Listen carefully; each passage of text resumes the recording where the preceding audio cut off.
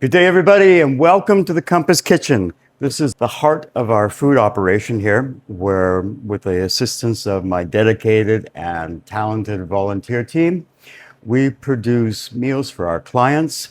We serve in the vicinity of 6,000 meals a month that comes out of this kitchen. So today, what we're going to prepare for you are some items that you can prepare for yourself at home. Simple, they're fast, and they can be prepared using things that we have available in our market. All right, so the first thing we're going to do is make rice. Very simple, but it's part of two of the other meals that we're going to be doing today. So I thought we'd start there. Here's a couple of pro tricks just for your home cooking. So under my cutting board, I have a damp towel. I put my cutting board on top. That way, when I'm cutting, the board is not traveling back and forth as I'm trying to cut. I don't slip. I don't cut myself. At least I hope I don't cut myself. I hope you don't cut yourself. Bringing me to the second point, your knives. Sharp knives. Sharp knives are safe. Dull knives are not safe. You can find a very decent knife at a very reasonable price. Sharp knives. I'm going to use a butcher's steel. Again, you can pick these up. Look in your local thrift stores. That's where I buy my things. So if you're going to sharpen your knife, this is the way I was taught. So hold your butcher's steel at a 45-degree angle. Now, your knife, I put it up flat to begin with. I'm going to turn it out to about 20 to 25 degrees. And I'm just going to run it back, forth.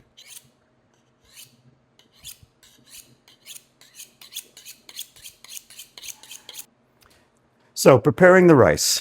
I'm using Basmati rice.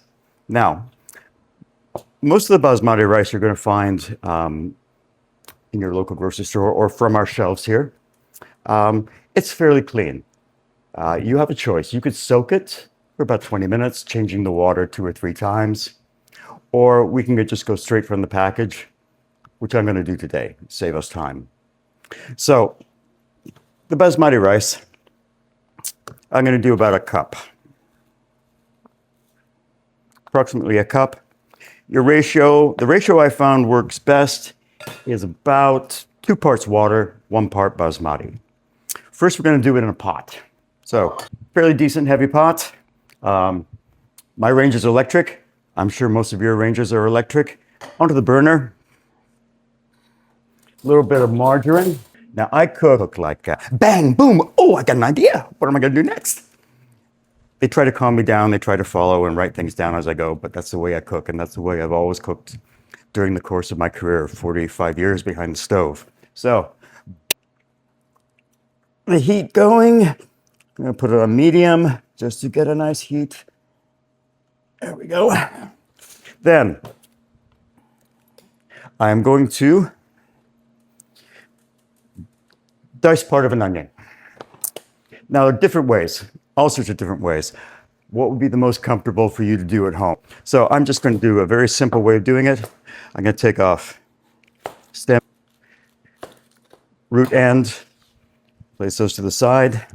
If you're making stock, so if you want to accumulate things like this, cuttings from your vegetables, we'll be doing some carrots and celery later, and accumulating bones if you decide you want to bone out chicken or you've got bones left over from when you cook, but we can make a lovely stock out of that. So I tend to keep these in the kitchen and it becomes part of our stock making later.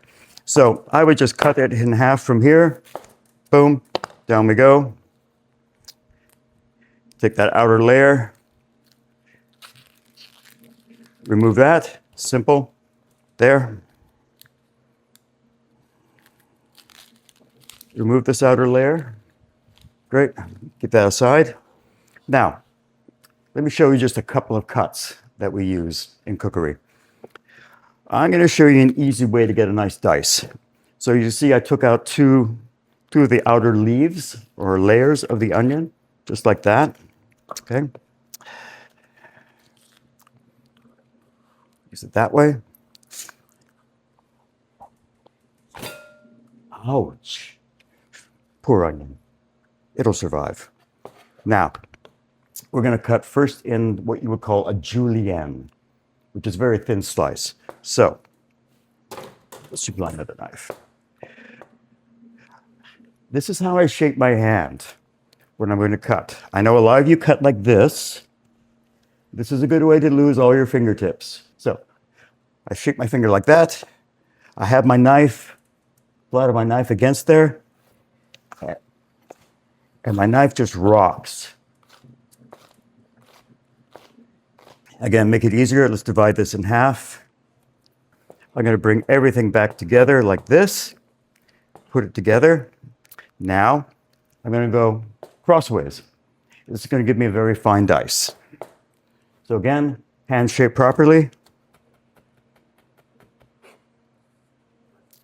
Bring it together again.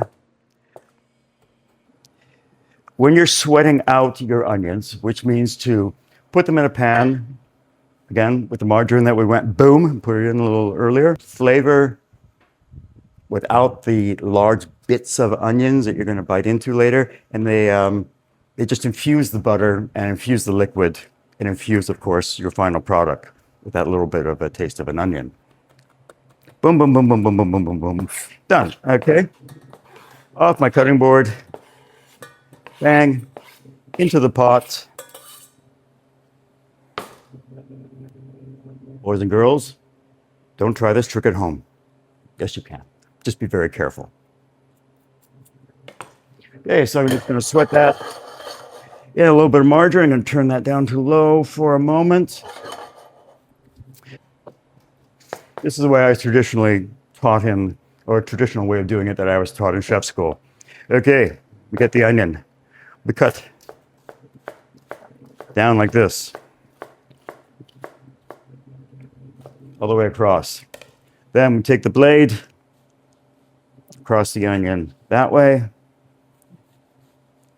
across the onion this way, across the onion. This might be a little intimidating. Yep. And then we go down.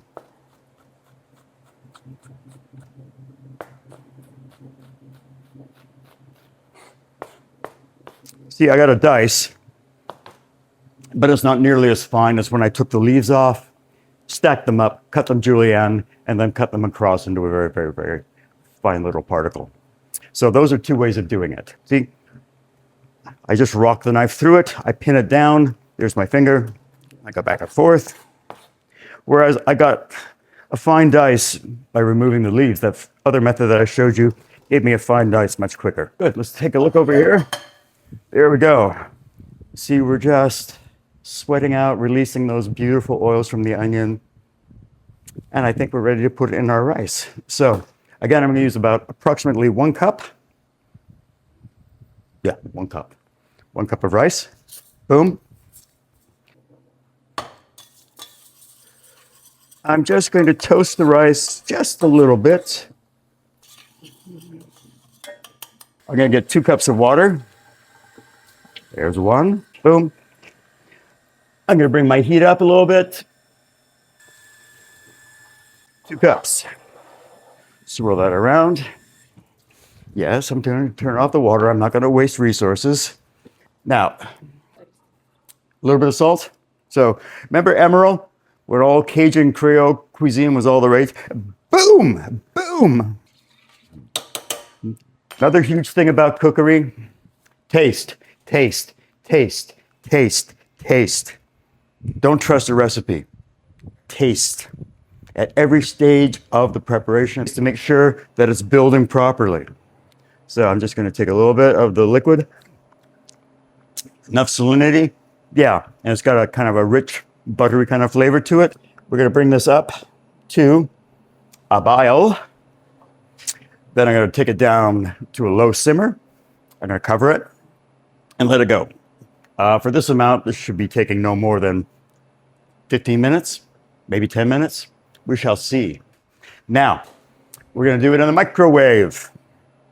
Comes out very nice and usually very happy. So, again, we're going to take a cup of rice.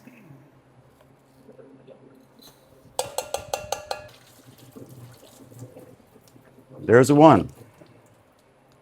Here's a 2. Margarina. In she goes. Little splash of salt. Boom, boom, boom, boom, boom. Let us stir this together.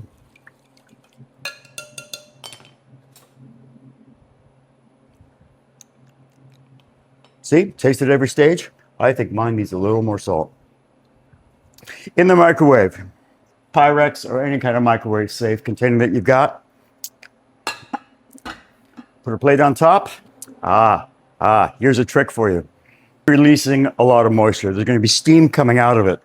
So what's going to happen is if you just put it in sort of unprotected, the bottom unprotected, you're going to get a massive puddle of starchy water in the bottom of your microwave.